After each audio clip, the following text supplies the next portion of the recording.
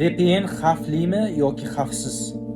Videoni ko'ramiz. Bundan foydalanganda to'liq anonim qolish mumkin. VPN dan foydalanganda nabarat yana ham yaxshiroq ma'lumot berasiz. Men sodda qilib tushuntiraman. Amerikada bitta tarmoq bor. Siz O'zbekistondan turib, u tarmoqning ichidan boshqa internet ma'lumotlarini, internet bazalarini ichida yurish amalga oshirasiz. Va u vaqtda sizning kompyuteringizda yozilmayotgan даже ma'lumotlar, loglarning hammasi VPN tarmog'ida yozilib bor. Ayniqsa bepul VPNlardan uzoq turinglar deyman. Mana bloklanadigan ba'zi bizda web sahifalar bor, masalan TikTok bloklangan bizda va juda ko'p odam bepul VPN dan foydalanib TikTokka kirishga harakat qilyapti. Bu juda xato narsa.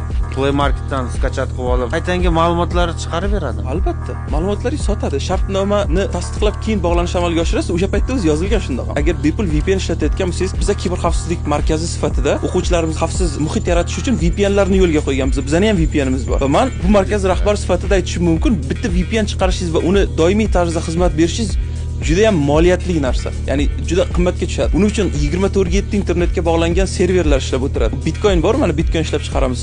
Mining qilishadi. Juda katta tok yeb qilishadi. Serverlar ham shu aslında olganda. Va shu savolni berishlari kerak. Nima uchun bepul?